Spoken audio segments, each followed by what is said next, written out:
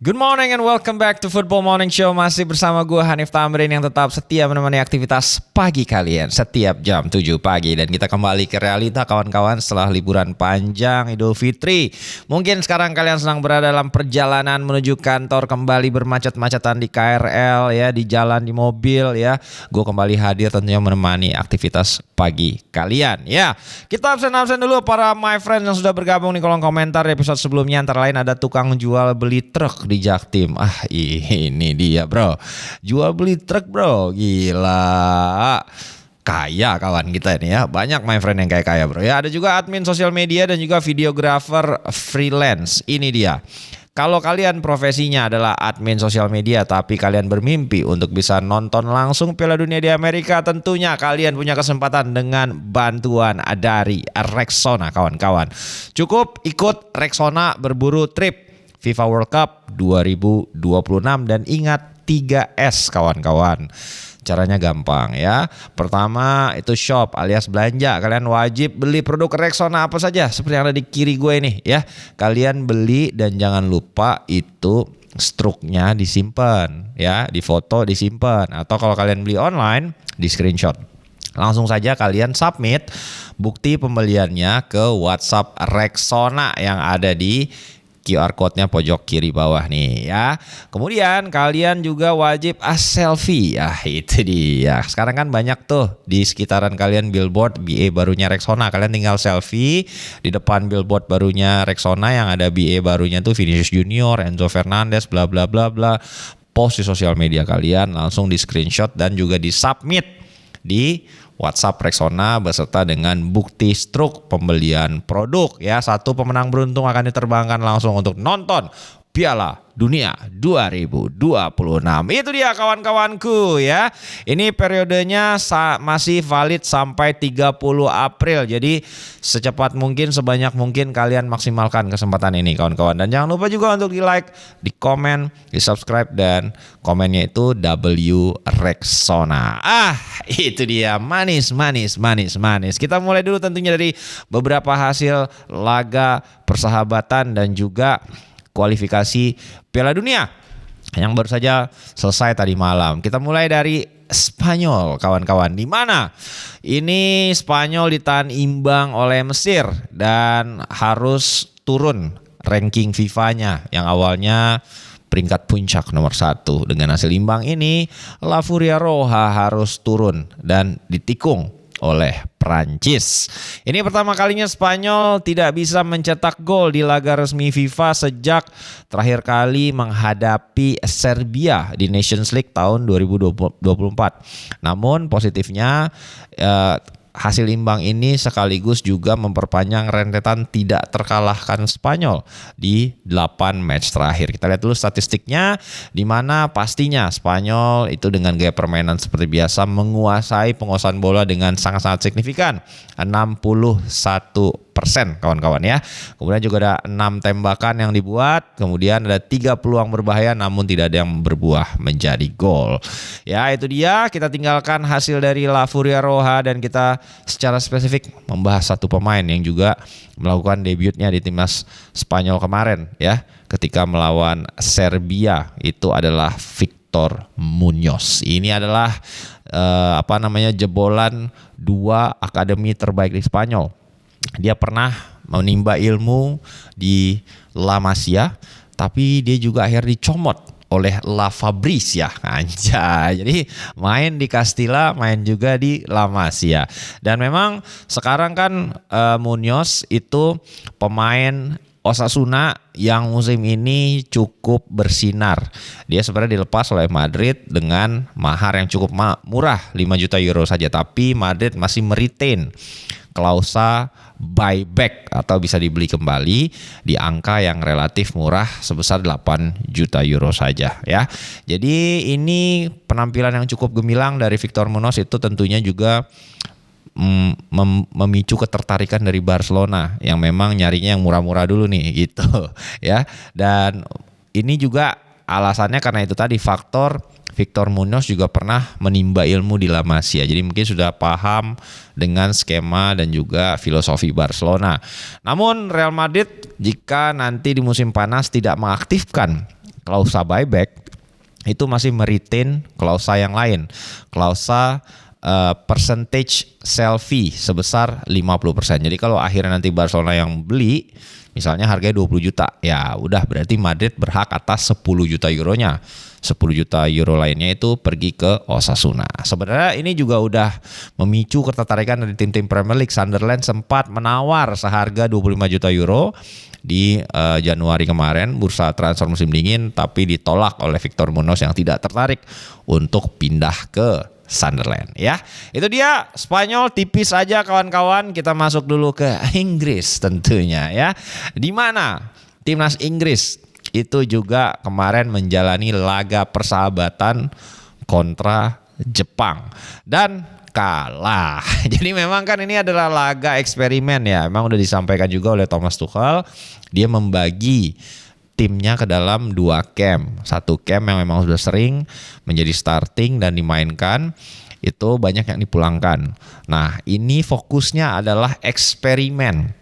Beberapa pemain yang mungkin jarang mendapatkan kesempatan sebagai starting atau menit bermain, itu diberikan kesempatan oleh Thomas Tuchel untuk bisa membuktikan dirinya siapakah yang nantinya berhak untuk masuk dalam skuad final di Piala Dunia nanti. Ada beberapa hal yang dilakukan tweak perubahan oleh Thomas Tuchel, antara lain tentunya memainkan 3 attacking midfield sekaligus. 1 Phil Foden bermain sebagai false nine, 2 gelandang serang lainnya dalam diri Morgan Rogers dimainkan di kanan, dan juga pastinya Cole Palmer sebagai pemain nomor 10.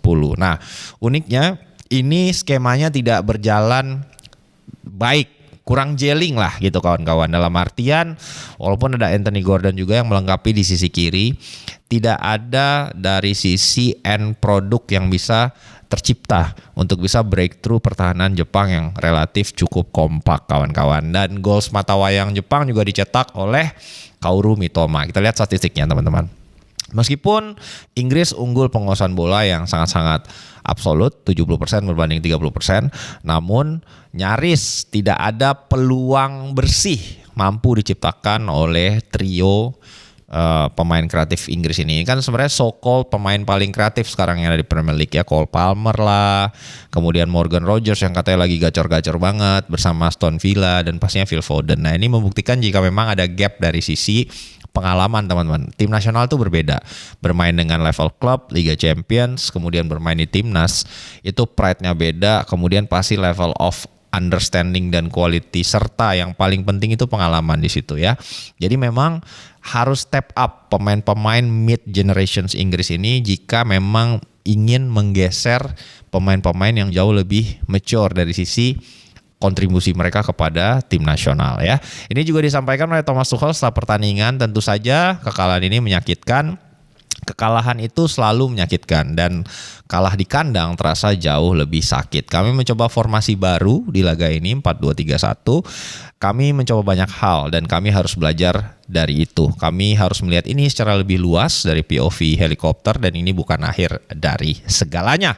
Itu yang disampaikan oleh Thomas Tuchel kepada Sky Sports teman-teman. Ya, memang ada beberapa tweak yang dilakukan, antara lain banyak sekali pemain yang membuat debut. Ada Tino Livramento, kemudian juga yang main juga ada Elliot Anderson gitu kan. Kemudian juga banyak sekali pergantian-pergantian yang akhirnya berujung kepada ini kelihatan banget eksperimen gitu kurang lebih ya. Masuk lagi ke breaking news kawan-kawanku, di mana Roberto Martinez akhirnya menerima pinangan Tottenham Hotspurs dan resmi menjadi pelatih Spurs yang baru. Ini sudah dikonfirmasi langsung oleh Tottenham Hotspurs, di mana pastinya ini menjadi penunjukan untuk jangka panjang. Jadi bukan lagi short gap measure, tapi ini adalah project long term. Akhirnya yang gue sampaikan di episode kemarin, ada 3 skema yang ditawarkan oleh Spurs untuk membuat De Zerbi yakin dan tidak bisa menolak. Yang pertama, gaji fantastis. Itu adalah penawaran gaji dengan nilai tertinggi, hanya kalah dari Pep Guardiola ya. Jadi nomor 2 tertinggi di Premier League. Kemudian durasi kontrak yang sangat panjang sekali, 5 tahun teman-teman ya. Dan satu yang terakhir akhirnya terjadi kompromi, di mana tadinya ada exit release clause jika Tottenham Hotspur itu gagal selamat dari degradasi, itu akhirnya terkompromikan dan De Zerbi komit jikapun Spurs nanti harus degradasi musim ini, dia akan tetap bertahan dan menghormati kontrak 5 tahunnya. Dan meskipun ini akan menjadi mungkin financial disaster bagi Spurs ya, bayar manajer semahal itu, squad semahal itu, tapi degradasi. Tapi itu jadi bagian dari komitmen yang juga dipertontonkan oleh De Zerbi untuk memenangkan hati dari para fansnya Spurs ya.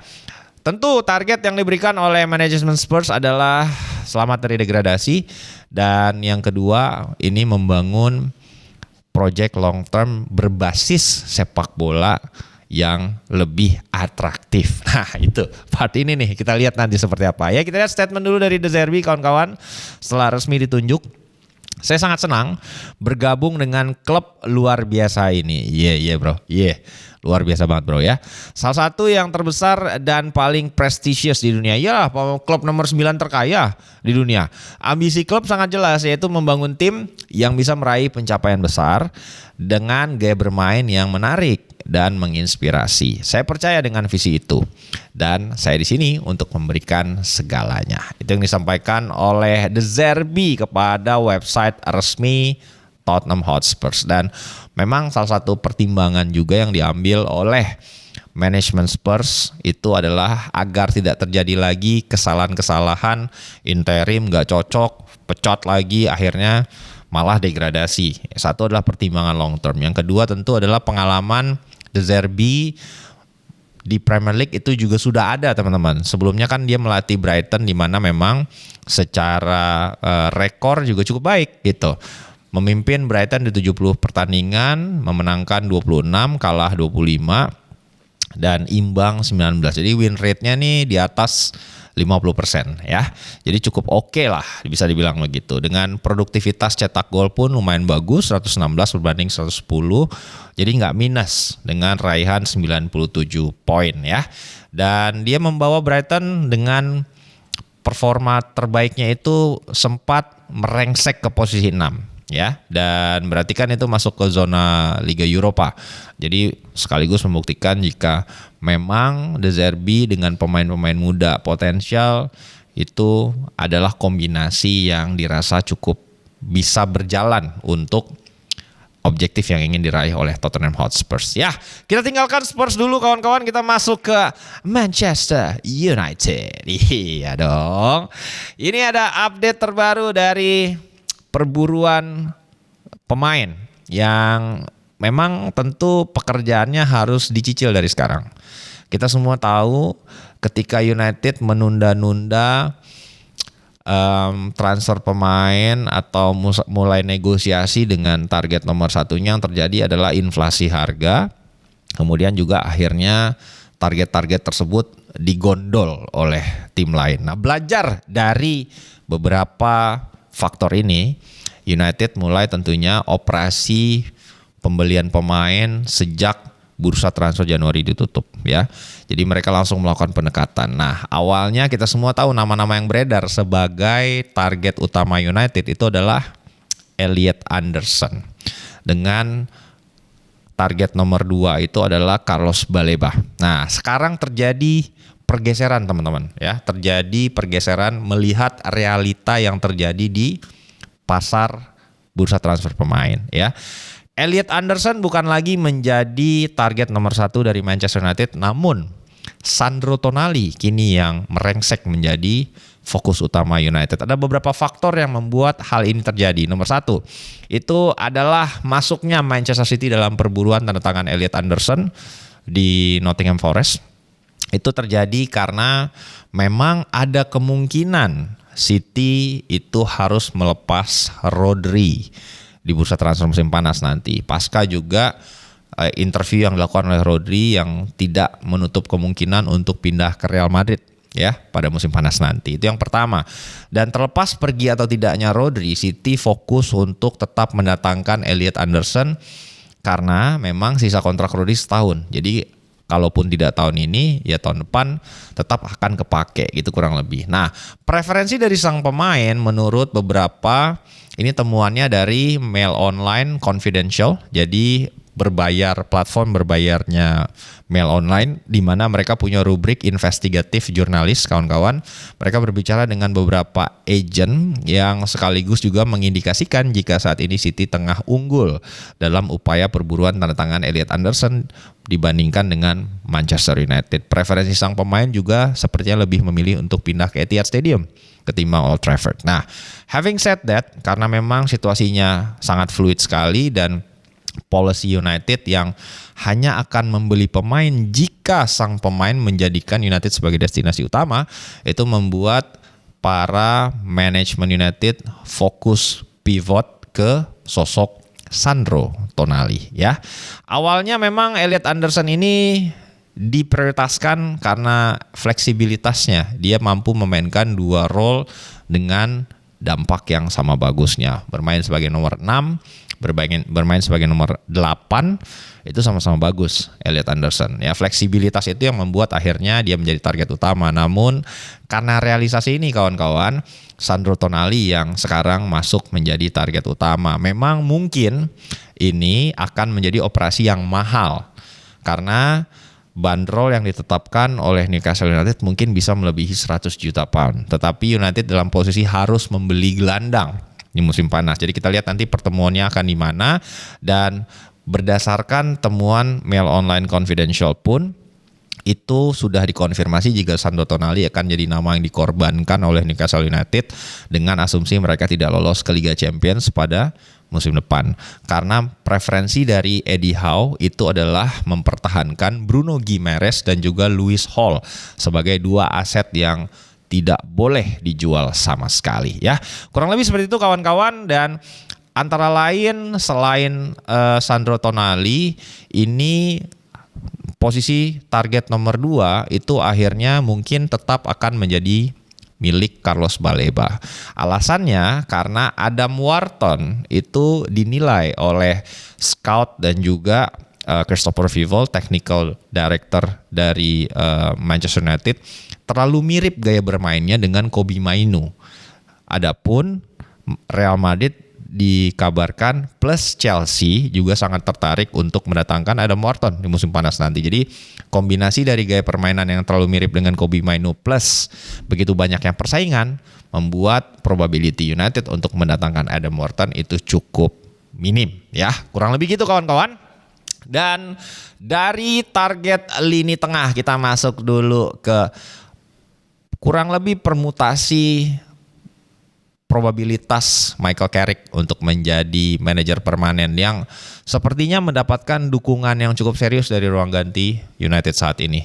Itu disuarakan oleh Sean Lamens ketika dia bertugas dalam laga internasional bersama Belgia ya.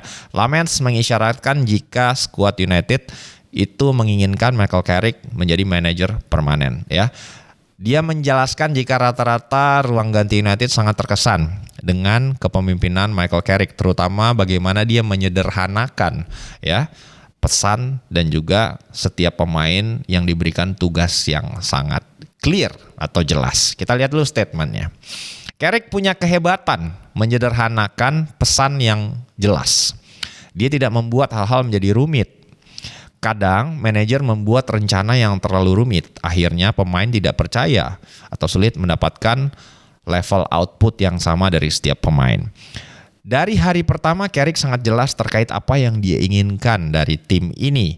Hasilnya kami sangat sedikit kebobolan, di mana itu adalah hal yang sangat penting di Liga Inggris. Itu yang disampaikan oleh Lamens kepada Athletic. Salah satu faktor juga yang ditegaskan oleh Sean Lamens dalam membaiknya rekor pertahanan United, lebih sedikit kebobolan, itu karena faktor Harry Maguire. Itu yang disampaikan. Harry Maguire memberikan dampak dan rasa aman serta stabilitas di lini belakang yang selama ini mungkin cukup hilang dari United, dan itu pun yang akhirnya men-trigger keputusan United untuk memperpanjang kontrak Harry Maguire selama 1 musim. Dilansir oleh Fabrizio Romano kawan-kawan, kesepakatan sudah tercapai antara Maguire dan United untuk memperpanjang kerjasama hingga 2027 dengan opsi tambahan bisa diperpanjang setahun lagi apabila United ingin men-trigger opsi tersebut tersebut ya. Ini sekaligus juga menutup peluang dari tim-tim Italia seperti Inter Milan, AC Milan untuk bisa mendapatkan Harry Maguire secara gratis di musim panas mendatang. Kita lihat dulu bagaimana perubahan performa seorang Harry Maguire saat masih di-manage oleh Amorim dan setelah bersama Carrick ya. Maguire kembali menjadi sosok kunci under Carrick dengan menit bermain yang sangat banyak dan juga bagaimana dia berkontribusi terhadap hasil yang jauh lebih baik dan juga dampak yang lebih oke di lini pertahanan sehingga tentu rate kebobolan United itu semakin menurun kawan-kawan ya. Dan begitupun akhirnya mayoritas suara didukung juga oleh ruang ganti dari MU, akhirnya ini kesepakatan bisa tercapai. Iya, kita tinggalkan dulu MU, kita masuk ke Chelsea yang sepertinya kawan-kawan sedang dalam kondisi panas ya internalnya. Pasca memang tersingkir di Liga Champions dengan agregat yang sangat besar ya. Agregatnya nih ibaratnya dipretelin nih sama PSG, sama defending champions, dan itu sekaligus memberikan moment of realization bagi para pemain seniornya kawan-kawan jika kayaknya ini nggak bisa nih terus-terusan policy seperti ini, meng-hire wonderkid gitu. Harus ada keseimbangan antara pemain senior dan juga wonderkid untuk mendeliver gelar-gelar yang mereka inginkan, dan itu disuarakan oleh dua pemain, salah satunya Enzo Fernandez dan yang paling pedas itu datang dari Marc Cucurella ya. Dalam wawancara eksklusif bersama Atletik ya dilakukan di Las Rozas, markas Federasi Sepak Bola Spanyol, Cucurella tidak sungkan mengkritik proyek Chelsea yang gemar membeli wonderkid. Ada wonderkid aing beli. Itu kurang lebih itu policy dari Chelsea ya. Dan itu sudah dilakukan dan yang dia highlight adalah lack of balance saat polisi ini diterapkan. Jadi tidak ada kesinambungan dalam mengensemble squad antara pemain senior dan juga pemain-pemain muda yang menghasilkan akhirnya Chelsea harus tergelincir di laga-laga monumental seperti kontra PSG di babak 16 besar kemarin. Kita lihat dulu statement dari Cucurella kepada The Athletic. Untuk bersaing memperebutkan trofi besar seperti Premier League atau Liga Champions, kamu tidak bisa hanya merekrut pemain muda. Kekalahan melawan PSG adalah bukti bahwa kami kekurangan pemain berpengalaman. Pemain muda butuh waktu dan kami harus menemukan keseimbangan antara dua dunia tersebut, pemain muda dan pemain berpengalaman. Itu disampaikan oleh Cucurella. Ini mungkin mirip-mirip situasi seperti ketika Ruud van Nistelrooy itu minta pindah ke Sir Alex yang akhirnya dia pindah ke Real Madrid ya. Dimana ketika itu United dalam posisi tertinggal jika dibandingkan dengan squad Invincibles-nya Arsenal ya. Van Nistelrooy merasa dia tidak ingin menunggu lagi meskipun saat itu Sir Alex memiliki Cristiano Ronaldo dan juga akan meng-hire Wayne Rooney pada saat itu yang dia merasa core tim mudanya ini cukup baik. Namun kan memang itu tidak bisa langsung ya challenging for the title. Baru berselang 2 tahun setelah itu United masuk ke final Liga Champions meskipun akhirnya kalah juga sama Pep Guardiola dan Barcelona terbaiknya yang menang sextuple kawan-kawan ya.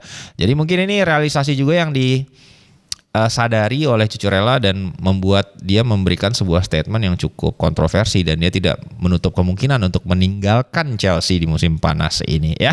Kita lihat dulu recap dari memang transfer Chelsea dari tahun 2025 sampai 2026 memang mayoritas akuisisinya adalah semua pemain-pemain wonderkid. Antara lain Joao Pedro, Jamie Gittens, Alejandro Garnacho, Estevao Willian, Jorel Hato, Liam Delap, Dario Esugo, Mamadou Sarr, Henry Paes, dan Buonanotte. Plus juga nanti di musim panas akan masuk lagi ada beberapa pemain dari Sporting tuh sayapnya. Siapa sih namanya gue lupa lagi yang udah dibeli juga di musim panas baru datangnya tapi musim panas kemarin tapi baru datangnya akan di musim panas mendatang kurang lebih gitu ya. Jadi ya semua rata-rata usianya di bawah 23 tahun ya dan 23 tahun tentu nggak ready untuk bisa di-expect setiap minggunya memberikan penampilan yang stabil ya. Tidak hanya masalah kebijakan transfer pemain tapi Cucurella juga mengkritisi bagaimana tidak mature-nya manajemen Bluko dalam keputusan memecat Enzo Maresca di pertengahan jalan. Kita lihat dulu statement dari Cucurella terkait pemecatan Maresca, kritikannya. Saat Maresca pergi, itu memberi dampak besar bagi kami. Jika kamu tanya saya tidak akan mengambil keputusan itu. Lihat Arsenal sekarang. Mereka bersaing untuk setiap trofi. Mereka sudah bersama Arteta hampir 7 tahun dan belum memenangkan banyak hal. Tetapi kepercayaan terhadap proyek itu memberikan hasil. Itu yang disampaikan oleh Cucur. Ya mungkin hasilnya tidak signifikan dari POV piala, tapi signifikan dari sisi konsistensi challenging for the title. Mungkin kalau orang-orang nggak lihatnya adalah bagaimana ini anomali pasca ada Premier League sebelum Pep Guardiola, ada Premier League setelah Pep Guardiola kawan-kawan. Sebelum Pep Guardiola kalian lihat bagaimana itu bergantian tim-tim yang juara. Sulit sekali untuk mendominasi. Pasca Pep Guardiola 7 musim 6 gelar dia gondol. Bahkan tim super under Jurgen Klopp aja tuh cuma bisa menang liga sekali kawan-kawan ya di masa Pep Guardiola. Jadi untuk berada di posisi memenangkan itu jauh lebih sulit ketimbang challenging for the title secara continuously. Bahkan Jurgen Klopp pun di masa 7 tahun, 8 tahun dia dari Liverpool nggak setiap musim challenging for the title. Bahkan ada 1-2 musim yang akhirnya mereka harus kecelek ada di posisi 4-5 gitu yang akhirnya mengindikasikan juga kalau konsistensi itu sulit gitu di masa Guardiola. Dan baru sekarang aja kan 2 musim terakhir kita lihat bagaimana cycle Guardiola juga sudah mulai memasuki fase akhir dan harus membangun lagi. Nah ini kesempatan sebenarnya buat manajer-manajer lain untuk bisa capitalize gitu ya, untuk bisa merebut trofi tersebut dari Pep Guardiola. Nah itu yang juga disampaikan oleh Enzo Fernandez yang mengindikasikan dalam sebuah live stream itu dia membuka kemungkinan untuk pindah ke Madrid. Ya udah pasti Real Madrid lah ya. Ya bisa jadi Atletico juga sih gitu. Kalau yang nelpon Simeone kan sama-sama Argentina bro, itu kan. Jadi mungkin saja ya. Dan ini juga kita lihat dulu deh videonya, kita roll dulu videonya ketika Fernandes ada di situ. Nah, dia ikutan streaming juga bro. Fernandes keren. Fernandes mah ya. Kita lihat jika dia tidak menutup kemungkinan untuk pindah ke negara lain dan jika ditanya kota mana yang dia suka, dia ingin banget tinggal di Madrid. Itu. Madrid bro. Ya emang secara udara itu lebih hangat ya, nggak gloomy lah. Kalau di London kan ya mayoritas langitnya abu gitu guys. Mungkin kalau di Madrid masih ada biru gitu, masih ada warna-warna lain. Kita lihat dulu ya. Ini juga hal yang juga dibuka oleh Fabrizio Romano terkait kemungkinan kepindahan seorang Enzo Fernandez yang diminati oleh beberapa tim ya. Disampaikan oleh Fabrizio Romano, kalian ingat beberapa hari lalu setelah laga Liga Champions kontra PSG, Fernandes itu bilang kita lihat nanti. Jadi dia tidak ingin menutup pintu untuk pergi dari Chelsea. Ketika ditanya soal masa depannya, dia tidak menutup pintu. Lalu kali ini di Argentina, dia ditanya di mana ingin tinggal suatu hari nanti dan menjawab Madrid. Koneksi antara Fernandes dan Madrid adalah sesuatu yang harus kita perhatikan. Itu disampaikan oleh Fabrizio Romano kawan-kawan. Dan kita tinggalkan dulu Inggris. Sekarang kita masuk ke breaking news di mana udah fix nih. Udah fix di mana Piala Dunia gua nggak ada tim guys. Nanti gua harus cari tim karena tim gua Italia resmi gugur dari kemungkinan untuk lolos ke putaran final Piala Dunia setelah di playoff babak final tadi kalah dari tangan Bosnia dengan adu penalti. Kalah 4-1 ya, setelah di waktu normal itu imbang 1-1 kawan-kawan. Kita lihat dulu statistiknya. Bodo amat lah statistik anjir lah. Apaan nih? Tim apaan sih nih? Kalah lawan Bosnia. Gila emang. Dan kalah ini kita salahkan saja karena pastinya Alessandro Bastoni kena kartu merah kawan-kawan ya. Iya dong. Kalau digendong sama pemain Inter ya inilah guys ya. Ada Barella di situ, ada Bastoni ya. Ada Pio Esposito. Ini core Italia yang sekarang nih core-nya Inter, bukan Juve. Aman fans Inter aman. Ya sama-sama sedih kalau kita nggak apa-apa ya. Dan kita lihat dulu dari total 30 shots, 11 akhirnya mengarah ke gawang, tapi hanya satu peluang besar yang tercipta. Itu membuktikan jika memang kawan-kawan itu bermain dengan 10 pemain ya susah. Sejak menit ke-46 loh gitu. Plus juga ya Italia ini kan memang mostly pemainnya cukup mediocre gitu. Hanya beberapa pemain aja kayak Donnarumma, mungkin Barella yang bisa dikategorikan sebagai pemain yang cukup top lah ya gitu kurang lebih. Dan itu sekaligus memberikan tamparan bagi publik sepak bola Italia yang gue rasa nggak sadar-sadar. Udah 3 kali beruntun edisi Piala Dunia nggak lolos, masih nggak mau berubah guys. Nanti kita akan bikin in-depth ya di hari Kamis untuk late night show khusus membahas kejatuhan timnas Italia, apa alasannya, apa faktor-faktor yang mendukung. Kita lihat dulu nih statement dari Gennaro Gattuso pasca kekalahan ini. Ya pelatihnya Gattuso lagi. Oke, para pemain ini tidak pantas mendapatkan hasil ini karena upaya, determinasi dan cinta yang mereka perlihatkan dalam permainan kontra Bosnia. Kami cuma punya 3 peluang, sementara umpan silang mereka cuma menggelitik kami saja. Cuy, menggelitik kalah. Ini adalah momen penting agar ada perubahan dalam sepak bola Italia. Sepakat. Dan rasanya pahit gagal dengan cara seperti ini. Sampai oleh Gattuso kepada Rai Sport kawan-kawan ya. Dan itu membuat akhirnya 3 edisi Piala Dunia tidak ada Italia ya. Jadi kita akan dukung. Coba nanti kalian tulis di kolom komentar. Ya nanti di Amerika gue dukung siapa ya. Coba jangan negara-negara bagus. Kalau biasanya gue udah gak ada Italia, gue mendukungnya kuda hitam atau tim lemah sekalian. Jadi coba kalian sampaikan di kolom komentar gue harus mendukung siapa. Selain tentunya kalian juga harus wajib komen W Rexona. Oke guys, itu dia beberapa materi hari ini yang udah kita siapkan. Jadi gue ingin mengingatkan kalian untuk jangan lupa tetap support FMS, klik like, komen dan subscribe buat kalian para pasukan abu-abu. Buat para member, kita ketemu nanti malam kan gue akan ada live ya menyelamatkan Manchester United dan membuat menjadi great again. Kita main game guys ya, EAFC. Seru tuh kayaknya, oke? Buat kalian yang pengen kangen kita bisa discuss, itu bisa di live tar malam, oke? As always kawan-kawanku, have a lovely day.